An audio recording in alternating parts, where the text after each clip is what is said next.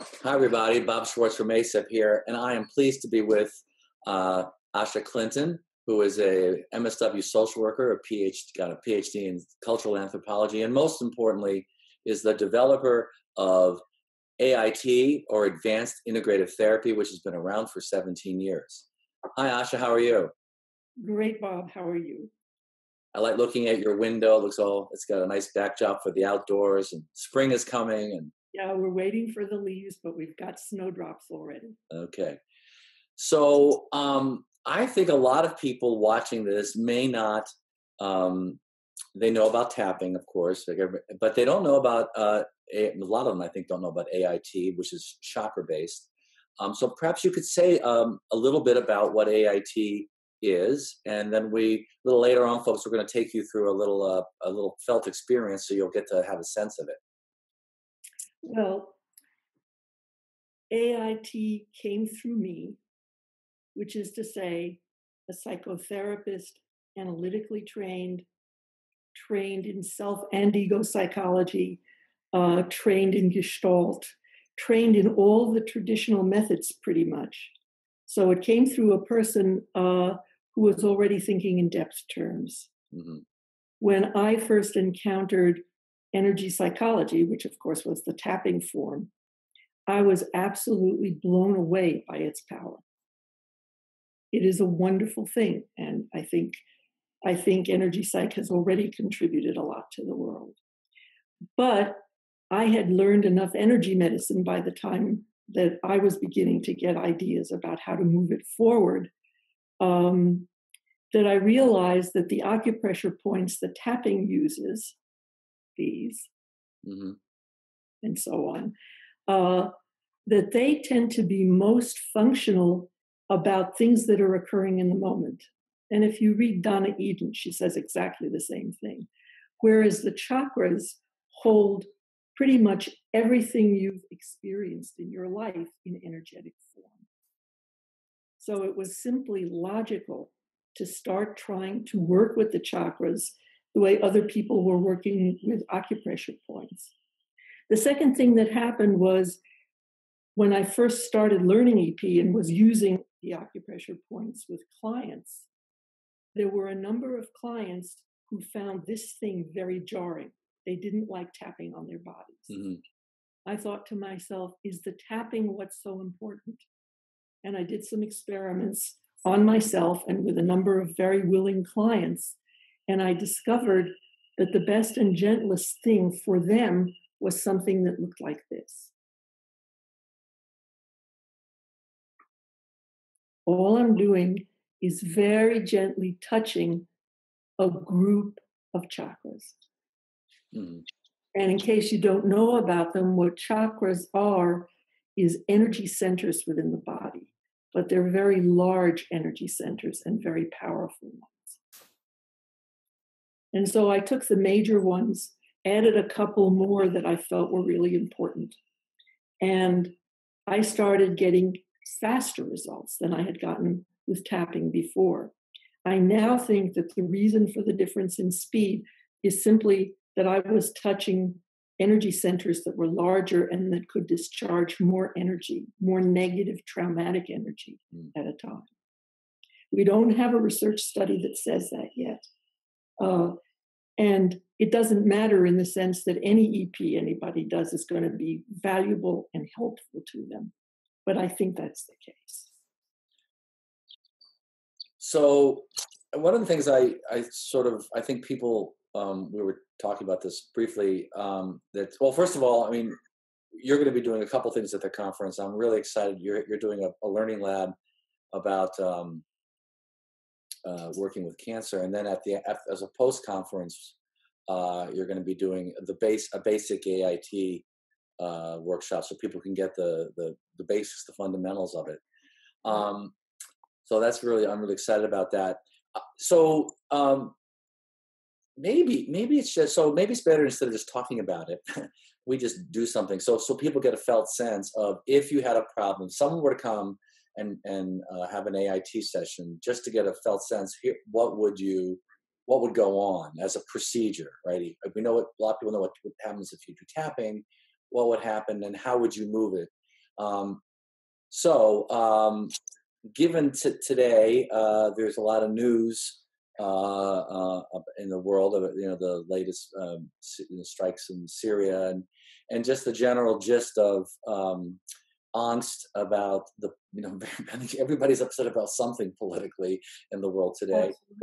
That seems like it might be a good thing. So if people wanted to have a felt sense of it, they could. I'm gonna turn over to you, but they can just kind of think whatever's upsetting to them. I guess rate it from a 0 to 10, and I'll let you take people through an experience. Okie doke. First of all, take a moment to see what part of the news yesterday and today you find absolutely most upsetting.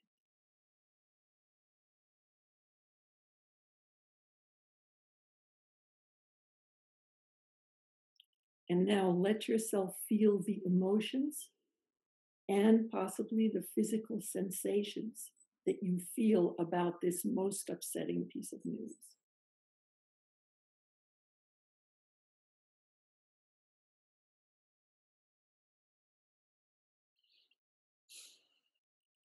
And see 0 to 10, where 0 means you have no emotional or physical reaction to this at all. 10 means you have the most intense possible emotional and physical reaction to this.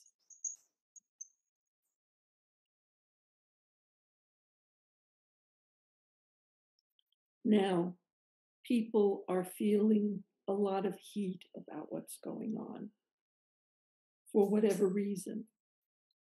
If you are feeling mostly stuff like anger, resentment, then take one hand and place the palm against your solar plexus. And I'm going to move the camera down so you can see where that is.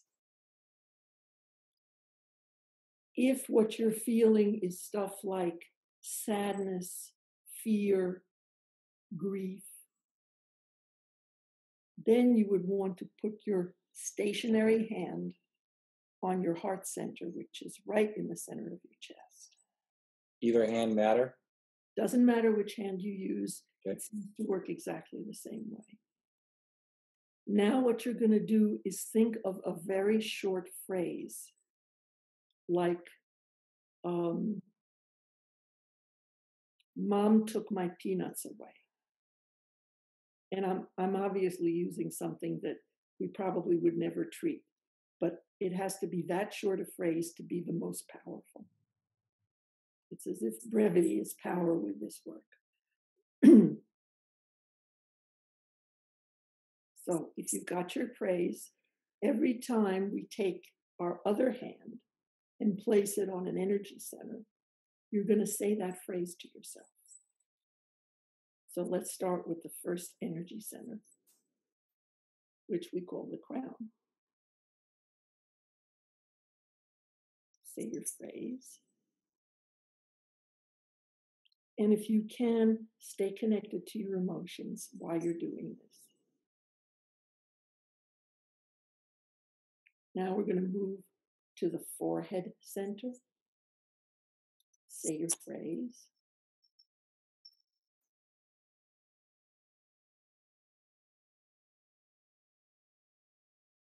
And to the chin center, repeat your phrase.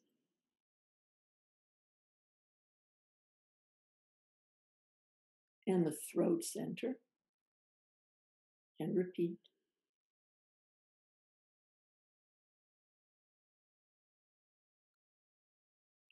The heart center,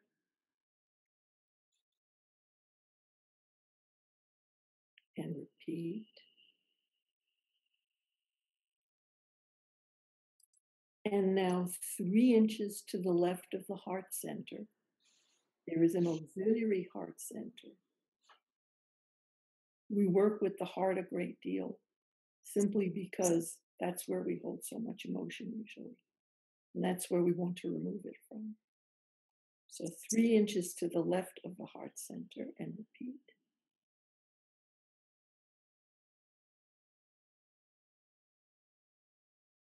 Three inches to the right of the heart center, and repeat.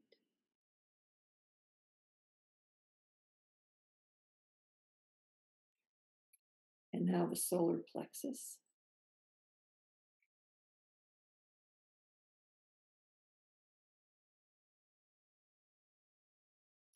And the navel, and repeat.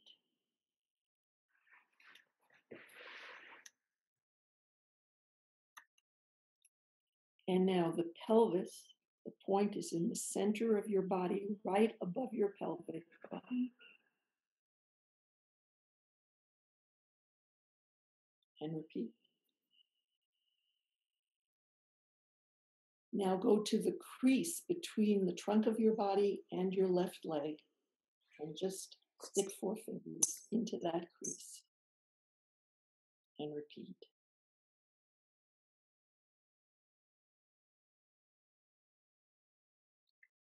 The right crease, same exact thing on the right, and repeat.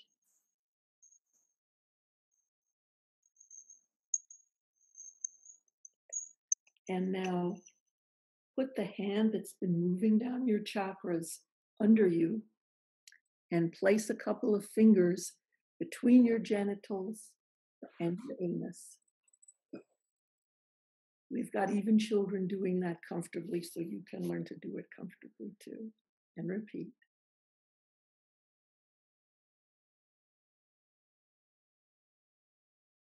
Take a deep breath. And pull your hands out to where they are comfortable resting. And go back to the phrase that you've been repeating again. And what you were so upset by yesterday or today in the news. And feel the emotions and any physical sensations that you feel about that upsetting thing now.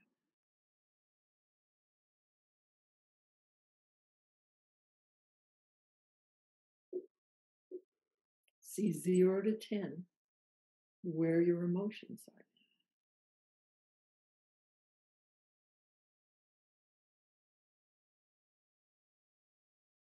Bob, where are yours?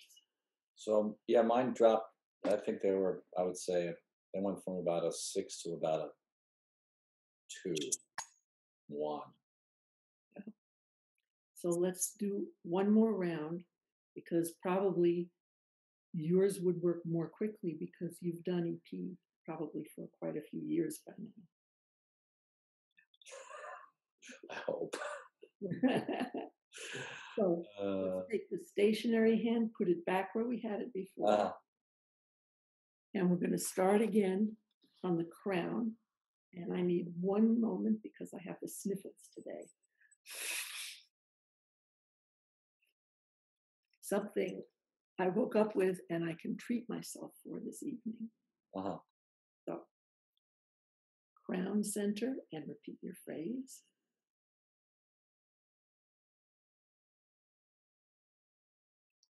Forehead center, repeat.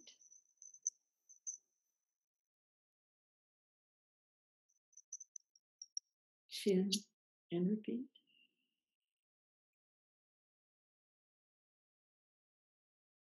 Throat, and repeat.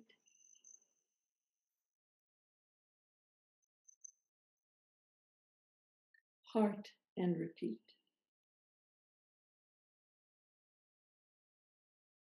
Left heart, and repeat. I got it backwards.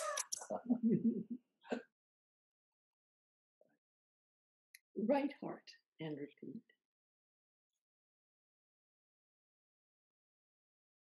Solar plexus, and repeat. Navel, and repeat. Pelvis, and repeat.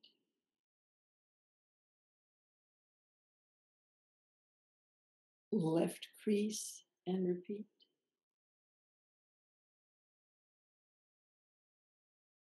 Right crease, and repeat. And the root center between the anus and genitals, and repeat.